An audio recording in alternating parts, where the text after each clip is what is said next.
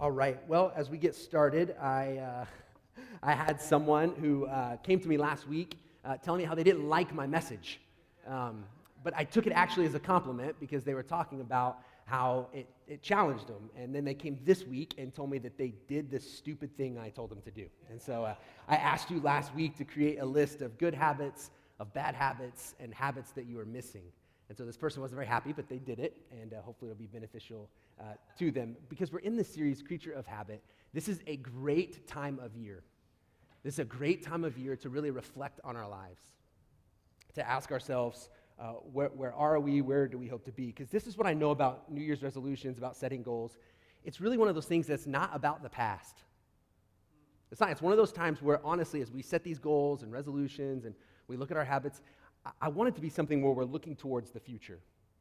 Where do I want my life to be? In 10 years, in 15 years, in 20 years? What practices can I put in place now that are going to benefit me down the road, 15, 20 years from now? What choices will I make that will get me where I want to go? We talked about last week Stephen Covey, who wrote a book, 7 Habits of Highly Effective People. He says it this way, to begin with the end in mind. So where do you want to be, and then what can you do now to help you get there? And I told you last week that Duke University says, through a study, that about 40% of everything you do comes down to habits. 40%. You have no say over about 40% of your life. So only 60% of your life do you even have a say on. So it probably is important for us to figure out that 40% of our life. It's important for us to say, okay, well, what are my habits? What are the things that I don't even think about? And as I heard this, and there's some statistics that I hear and I argue with, and I think that's probably not true, but this one I'm like, yeah, that's probably true, if not more. There's so much that I do that I don't even think about. There's just this groove in my mind that I've done over and over and over. I've done the same thing over and over and over. It just creates this groove where I don't even have to think about it. It's a fascinating way that I believe God has created us. Our brain can do so many things at once, so the things that become habitual, we don't think about. So I was thinking about it this week, and I was like, one of the ways I can think about this, and this isn't a good excuse for me, is when I forget to do things that my wife tells me to do. And so there's oftentimes, hear me out, there's oftentimes that my wife will ask me to do something when I leave the office. So she'll ask me to stop and grab something from the grocery store, and numerous times I'll almost get home, and then I'll realize I forgot to stop at the grocery store. And what happens is, as I'm driving home, I'm not even thinking about driving. I'm not thinking about where I'm at. I'm not thinking about I know where the stop signs are. I know where the stoplights are. That way, if they ever put up a new stop sign, or there's a light here on Howdershell Shackelford that is never red. It's never red, but every once in a while it's red. And I don't pay attention to it because it's just out of habit. And so you don't think. There are things in your life you don't even think about. There are these habits. You probably set your alarm for the same time. You have the same rhythm when you get up in the morning for the most part, unless you have kids, and then everything is always thrown out of whack. When you're driving and you're looking for something, how many of you turn the radio down?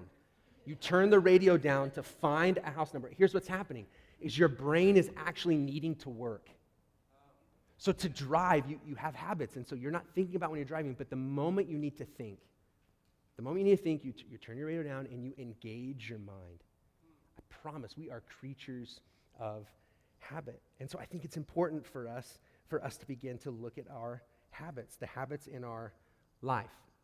Last week, I just talked about these kind of overarching principles when it comes to habits. I told you 3 things, and I encourage you to write them down. If you weren't here or maybe didn't write them, you can do it today. But here they are. Here's the 3. First one is habits make terrific friends. Habits make terrific friends and horrible enemies. Make terrific friends and horrible enemies. If you can get the right habits and you can do them the right way, they are going to benefit your life tremendously. But the bad habits, the things you wish you didn't do, the things you wish you had control over, make horrible enemies. And then we said that the daily decisions determine our destination. Now, I'm not talking about the things that are out of your control, but the things that you control, your daily decisions, have an impact on where you're headed. And then the last thing was that right time is right now.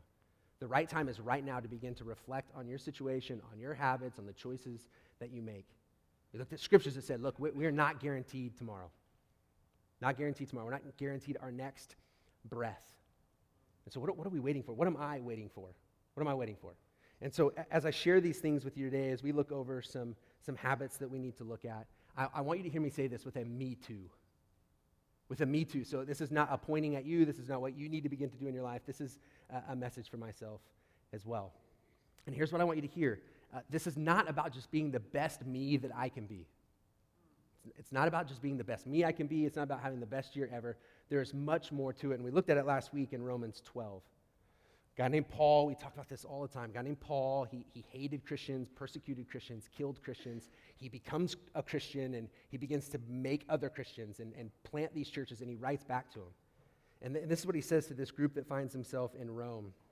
He says, therefore I urge you, or I beg you, or I encourage you, in view of God's mercy, in view of what God's done for you, in view of his compassion and his forgiveness, to offer your bodies as living sacrifices, holy and pleasing to God.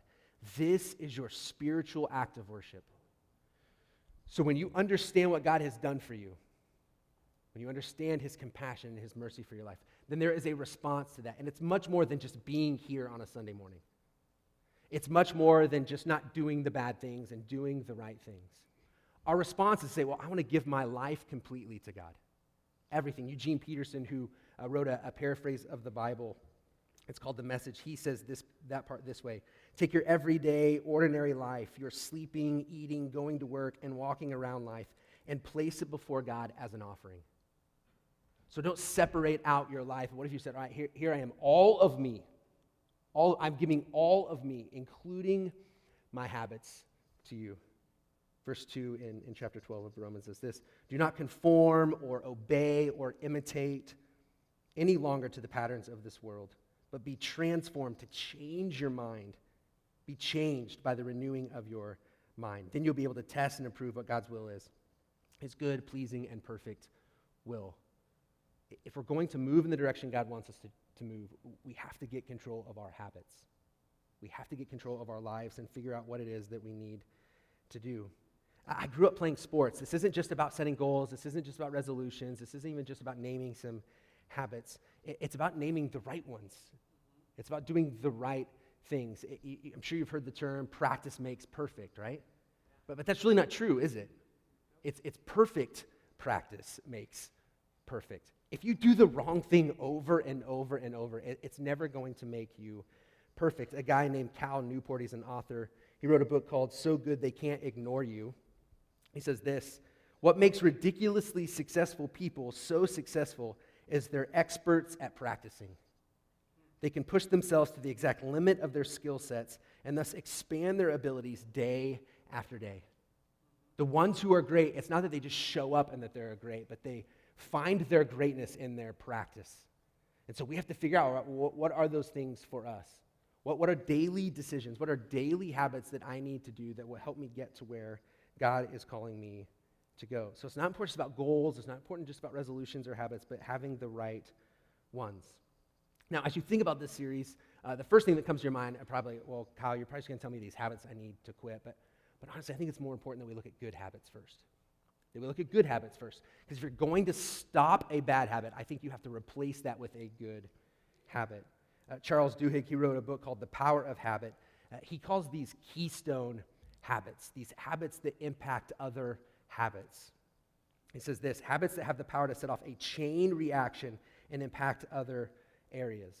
He says this, keystone habits say that success doesn't depend on getting every single thing right, but instead relies on identifying a few key priorities and fashioning them together into powerful levers.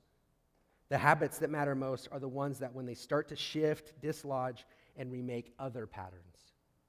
So what are habits that if we were to form today, Christ-pleasing, God-honoring habits that would actually have an effect on lots of areas of our lives? One of the things he talks about is families having dinner together.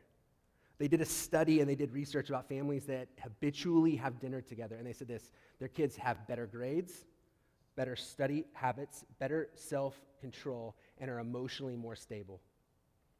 Because at night, they spend time together. It is a keystone habit that affects other things in their life. It trickles into those areas. It's like dominoes. If you've ever set up a row of dominoes and you set them up close enough and you set them up in the right pattern, one goes, they all go.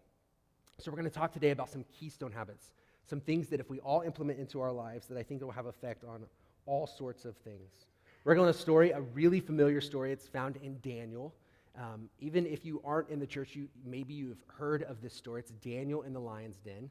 Maybe you've heard it as a kid in Sunday school. I find it interesting as a side note that we use these stories so much with our children. They are difficult stories and dangerous stories that we use with our kids.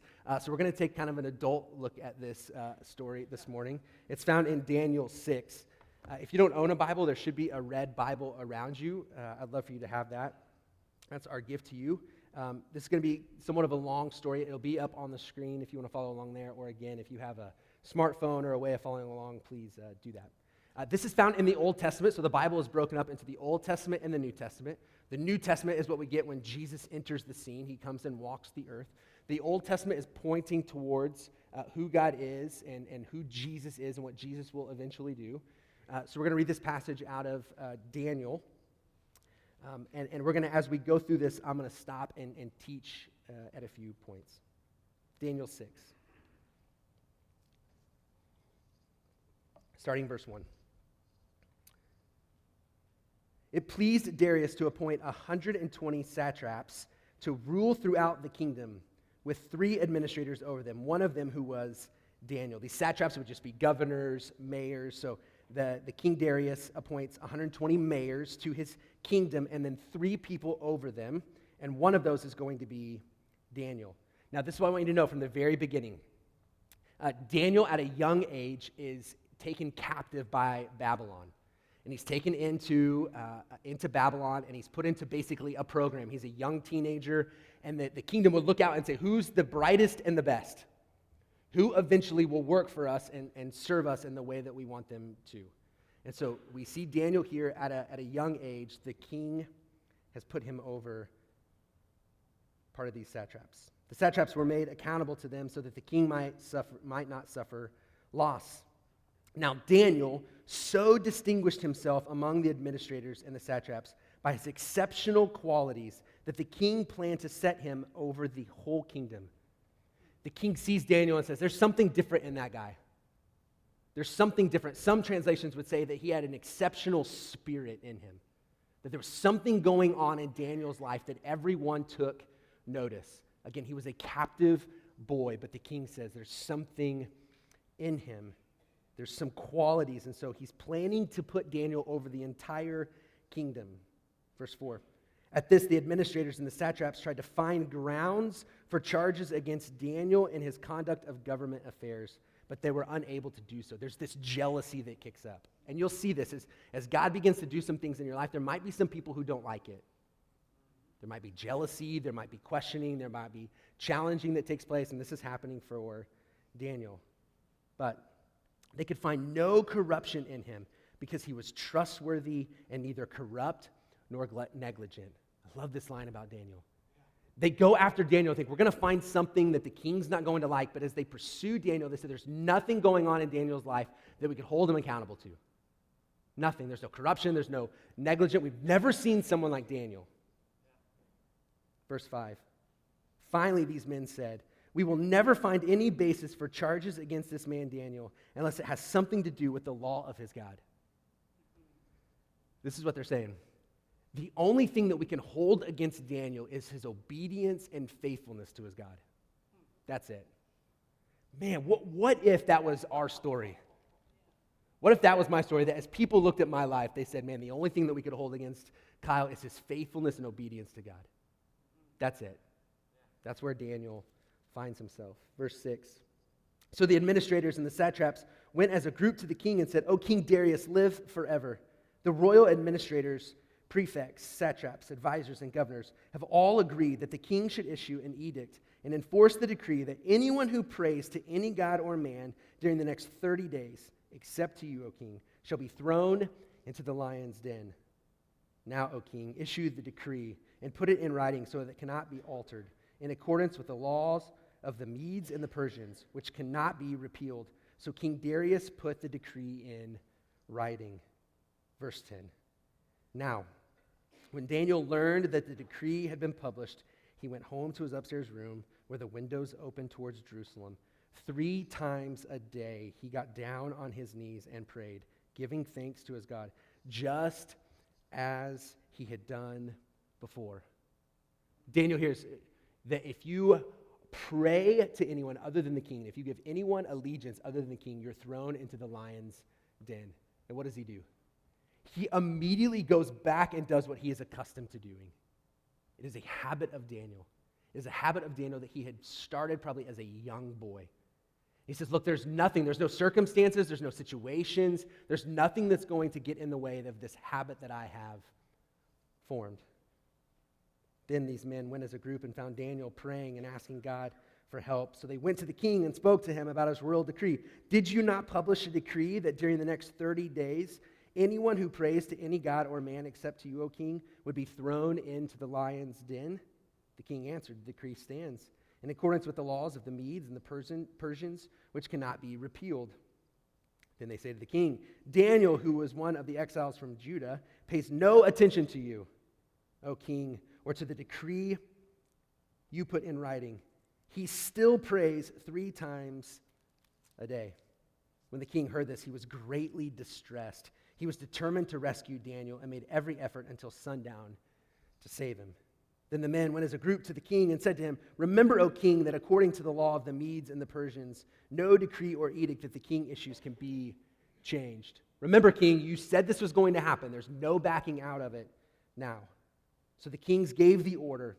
They brought Daniel and threw him into the lion's den. And the king said to Daniel, May your God, whom you serve, continually rescue you. A stone was brought and placed over the mouth of the den, and the king sealed it with his own signet ring and with the rings of his nobles, so that Daniel's situation might not be changed. Then the king returned to his palace and spent the night without eating and without entertainment being brought to him, and he could not sleep. At the first light of dawn, the king got up and hurried to the lion's den. When he came near the den, he called to Daniel in an anguished voice, Daniel, servant of the living God, has your God whom you serve continually been able to rescue you from the lions? I just stopped for a second. I wonder if that was normal. Like the way of doing this was something they would often do when people would go to trial. They would leave it up to the gods. So if someone had done something wrong, they would do something to them and say, if your God rescues you, then you're innocent. So I wonder if the king would do this, or if there was something else going on. Again, had the king noticed something? Had the king noticed something in Daniel's life? Was there something different about this God that Daniel talked about, that Daniel prayed to continually? So he goes down, hoping that he's still alive. Verse 21, Daniel answered, O king, live forever. My God sent his angel, and he shut the mouths of the lions. They have not hurt me, because I was found innocent in his sight, nor have I ever done any wrong before you, O king. The king was overjoyed and gave orders to lift Daniel out of the den. And when Daniel was lifted from the den, no wound was found on him, because he had trusted in his God. Now, there's a few keystone habits I'm going to kind of pull out of this. But the number one that I want to look at is this idea of prayer. This idea of prayer. That Daniel 3 times a day would go to his father and have a conversation with him. And no circumstances, I said earlier, no circumstances, no situations pulled Daniel away from that habit. Nothing was going to get in the way of what he had always done. Now, the secret to Daniel's life and his ability to step into the lion's den with boldness and courage didn't just happen in that moment. It wasn't just in that moment as Daniel stands before the lion's den that he all of a sudden says, all right, I'm going to have courage and boldness. No, it happened in the privacy of his own room. Every day, 3 times a day, he knew who his God was. He knew that the God who had created him would protect him. And that did not happen in the moment, but that happened because he habitually went to God 3 times a day, every day. So he had this relationship where he trusted him. Daniel 1:8, going way back to when he's first taken captive. So he's a teenager at this point. It says this.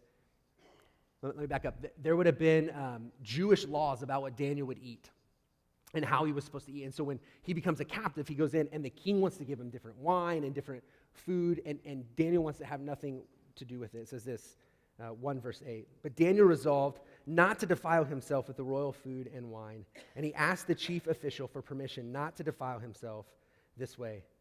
Daniel was determined not to pollute himself with something that went against what he believed. He decided, he set it in his heart that he was going to do what he knew was right. This is as a 15, 16, 17-year-old. I got to be honest, when I was a 15, 16, 17-year-old, I was following the crowd often. I was following the crowd, but Daniel, there was something in Daniel at a young age where he said, this is what I stand for, this is what I believe. So it didn't happen later in life, it happened as a kid. I don't think I said this last week, but there's a famous Chinese proverb that says the best time to plant a tree is 10 years ago. The best time to plant a tree is 10 years ago. The second best time is now. The second best time is now. But for Daniel in his life, it had been something that he had practiced, that he had put into place in his life, that he would continually seek God. Now, when you've heard the story in the past, and in my research, I learned something this week, that Daniel was much older than I had expected. So when you see pictures of this, or maybe you're in Sunday school, maybe you get the vision that Daniel was 30, 40 years old, that he was in the kind of that prime of his life. Historians say he would have probably been 80. He'd been 80 years old as he stood in front of the lion's den with boldness and courage.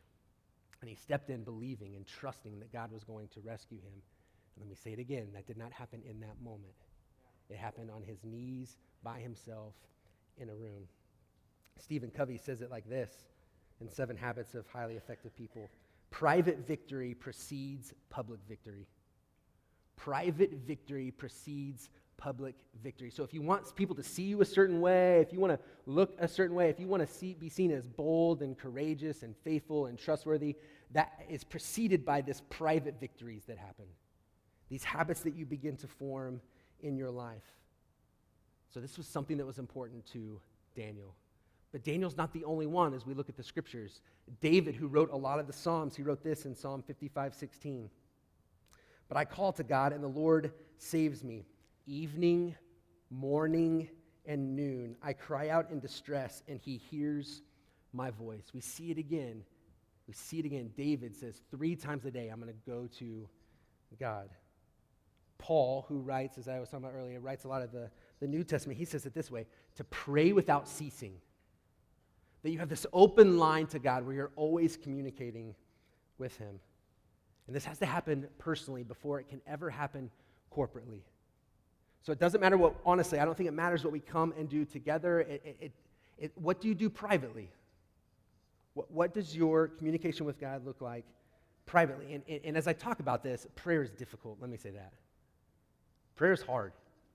Prayer is hard for lots of reasons. One of the reasons I think prayer is hard is because I don't think people know how to pray. I don't think people know how to, they've always just been told, you need to pray, you need to pray. Will you pray for me? How do I pray? It's interesting, those who were the closest to Jesus and followed Jesus actually asked Jesus at one point, will you teach us how to pray? Will you teach us how to pray? And in Matthew 6, Jesus does just that. If you have a Bible, or maybe you want to write that on a note, maybe prayer is difficult for you. Maybe this is a prayer you just begin to pray. Maybe you pray this 3 times a day. Maybe you set an alarm on your phone that 3 times a day it's going to go off and it's just going to say Lord's Prayer. And so 3 times a day you're going to read this. Matthew 6, 9 through 13. This then is how you should pray. Our Father in heaven, hallowed be your name. Your kingdom come, your will be done on earth as it is in heaven. Give us today our daily bread. Forgive us our debts as we also have forgiven our debtors. And lead us not into temptation, but deliver us from the evil one. They don't have to be these wordy prayers. They don't have to be these prayers that make us look really significant or really smart. Jesus says, you want to pray? You want to pray like Jesus prays? Then pray like that.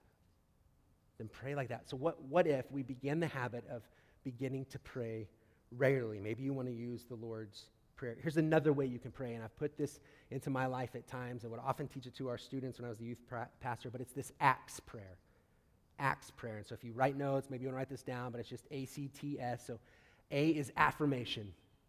Too often when we go to God in prayer, we ask, right? We start out by asking, God, this is what I need. This is what you have to do. Well, if we took a step back and we spent time in affirmation, or we spent time in worship of who God is, and then we move to confession. We want to skip through that part often. But what if we spent time in confession with God where we've fallen short, but we understand in confessing that there's healing and forgiveness? And then the T is thanksgiving. What are you thankful for? We begin to tell God what we're thankful for his love, his provision, his protection. And then the S is this word supplication. It just means now's the time to ask. What is it that you need today? What is it that you need? What is it someone in your life needs? So what if all of us, even if some of you are in the room, and I know some of you here today would not say that you're a follower of Jesus, you may not even believe in God. But what if you just took a simple step and look, I'm just going to try. Just going to try. I'm just for this week, for this month, every day I'm going to pray, maybe even 3 times a day, and begin to see what happens. Begin to see what happens. So set alarms, write them down. We meet on Wednesday nights. There's a group of people who meet and pray here on Wednesday nights at 6:30. But it's not hard to see in Daniel's life that it probably came down to him spending time with God in prayer. And then it moves and says in praise or giving thanks. So another habit that I think we have to begin to create in our life is the spirit of gratitude, of being thankful. Of being thankful. It sounds cheesy, maybe you've heard it, but gratitude affects your attitude. Gratitude affects your attitude. It's amazing what happens when we begin to be thankful for what we have. It'll affect your work, your family, your spouse if you have one. It affects us. But just really quickly, why do we not? Why do we not pray? What gets in the way other than not knowing how? One is I think we're afraid of praying. I think we're afraid of praying. We ask the question, what if God doesn't answer? What if God doesn't hear me? And so we try out prayer, and then we don't get the results that we want. We don't get this immediate result. This last Friday, there's a group of guys who decided to play soccer. And so on Friday nights, we're playing soccer. I thought, I'll go up and play soccer for a little while. But about 15 to 30 minutes into playing soccer, I hit my shin on another guy that's playing soccer with us. And I immediately feel like I broke my shin bone and kind of just joke about it. But then the next thing I know, like 10 seconds into it, I don't know if you can see that, it looks like there's a lemon under my leg. This is 5 or 10 seconds into getting hit. It was this immediate result. Immediate result. This is the kind of culture that we live in, though, right? We do something and we have an immediate result from it. We want this immediate gratification. This wasn't gratifying, but we do in our life. We want this immediate gratification. If I do A, then B is going to happen, and I want B to happen when I want it to happen. Prayer doesn't work that way. If you begin to put God in a box, if you begin to tell God what he should do, it's not going to always work out how you want it to. And so because we pray and we pray for long, look, there are things in my life I've been praying for ever since I was a Christian. There were things as a 15-year-old, as my parents were getting a divorce and I was a new Christian, I would pray and God didn't answer. He didn't answer. And so what do we do? Do we just give up and we back away from Daniel? How many things went wrong in Daniel's life? But 3 times a day, he went before God and prayed. And so we have to understand that there's these things in our life that we have to plant these roots that are going to produce something. They're going to produce something. It could take a long time. Chinese bamboo, I was looking at this, the Chinese bamboo plant, for the first 4 years of its life, it doesn't even break the ground. Doesn't break the ground. There's something tremendous that's going on under the earth. And then in the 5th year, it will grow 80 to 90 feet. 80 to 90 feet in the 5th year, often in the first 5 months of that 5th year. There's something that's going on that you can't see that produces this tremendous fruit. And so prayer is a lot like that. Prayer is a lot like that. And we daily will decide, me too, daily we will decide to pray and go towards God. And so when that happens, if that's a keystone habit and these other dominoes begin to fall, I think there's other keystone habits that we put into our lives. And I want to spend a majority of time on prayer. I got to be honest, that's the weakest for me. It's the weakest for me. I pray when I need something, I pray for other people, but to continually go before God when things are going well don't always happen. They don't always happen. And so that's the one that I need to focus on, and I invite you to focus with me. But then there's these other ones that I hope you'll put into practice. The first one, that you won't give up gathering together. You won't give up this. That cold, I'm so happy you were here today because I was like, man, it is cold. There might be some people who choose their bed over being here, and I'm glad you didn't. Because there's something that's important about gathering and being with one another. Jesus, Luke 4:16.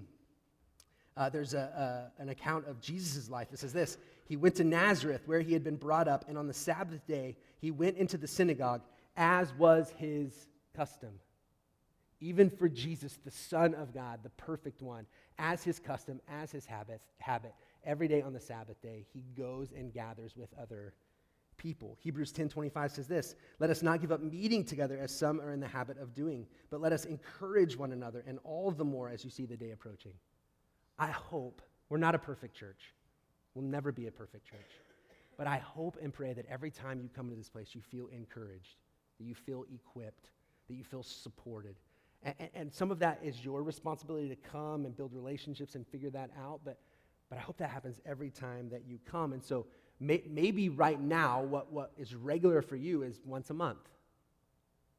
What if it became a habit that nothing was going to get in the way of gathering and being together, not in a legalistic way, not in a, I need to check in and make sure I'm seen, but in a way that says, man, I can't survive through the week without being together with other people, that we come and that we're in awe of God.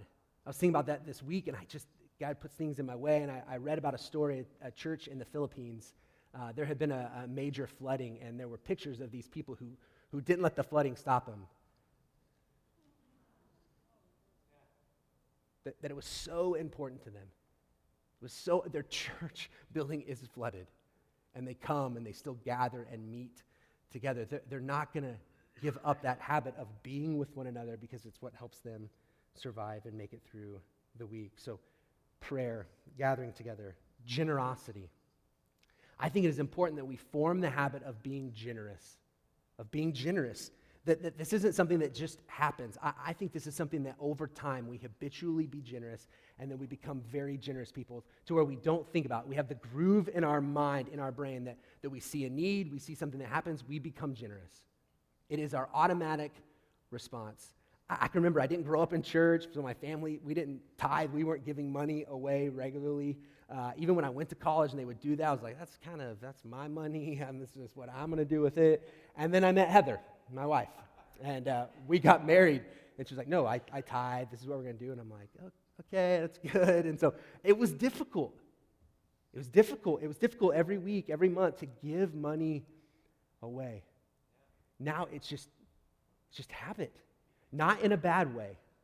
It is a good habit that has formed in our lives, but it wasn't there in the beginning.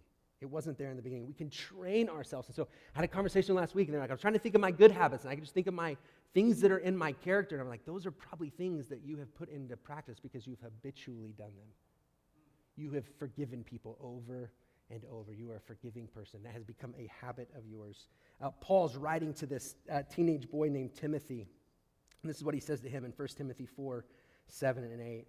Have nothing to do with godless myths and old wives' tales. Rather, train yourself to be godly.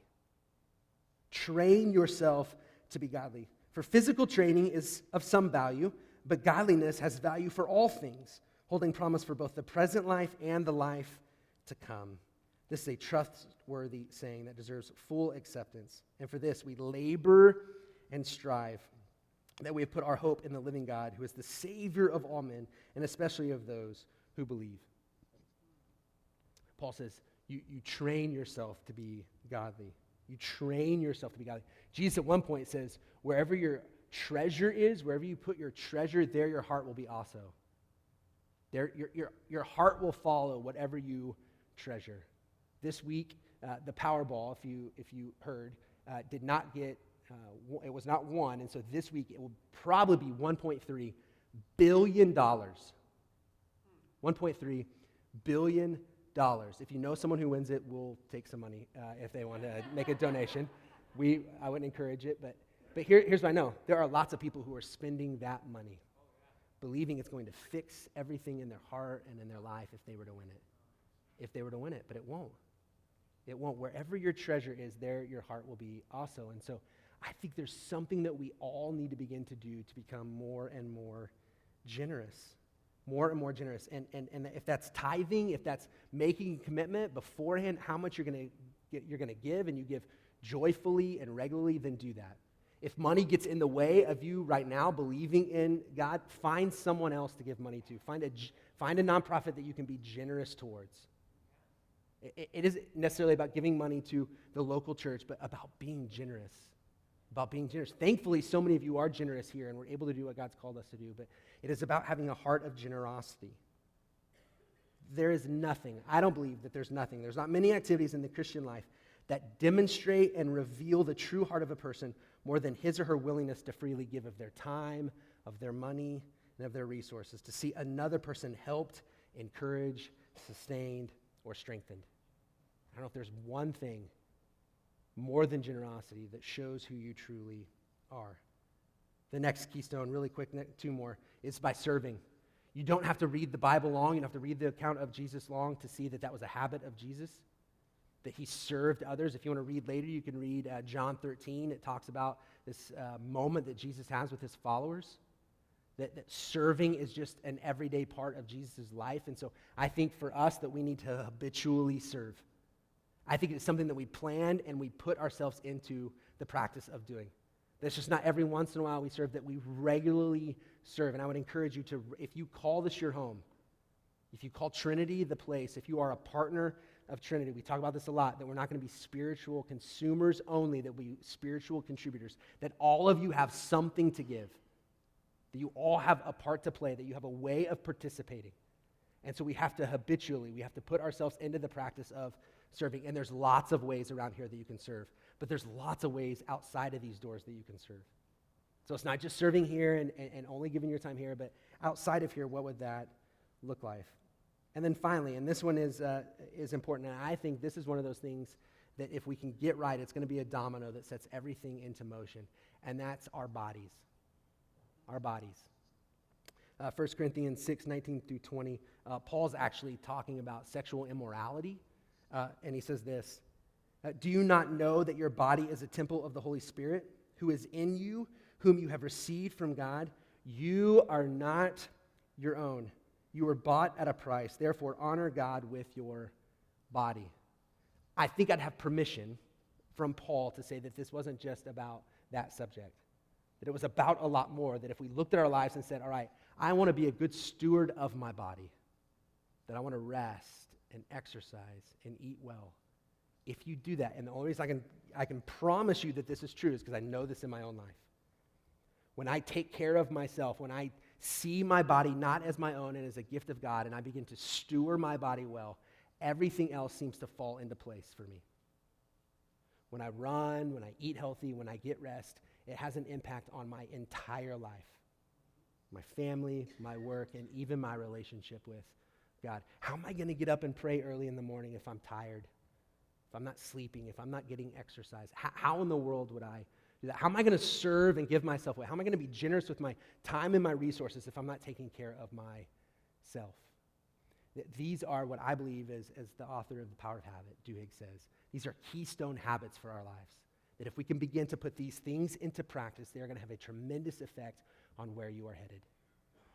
Can I encourage you to start small? It can feel overwhelming. It can feel overwhelming. How am I going to do all those things? What if you begin to start small? Pick one. Pick one of these things and begin to habitually do it. Put it into practice. And when you miss it, when you don't do it for a day, do it the next day. As we looked last week, God's mercies are new every day. Every day. You don't have to wait till next year to start this again. So what are the habits that you're going to put into practice now that down the road you're going to be thankful that you put into place? Would you pray with me? God, thank you for this morning. Thank you for the truth. Thank you for putting something into my mind and my heart over the last few weeks that I'm not good at, that I need to work on and I need help with. So God, would you help me? Would you give me the strength and the courage and the boldness to put these keystone habits into place in my own life? And then would you help my friends to do the same? I pray this in Jesus' name. Amen.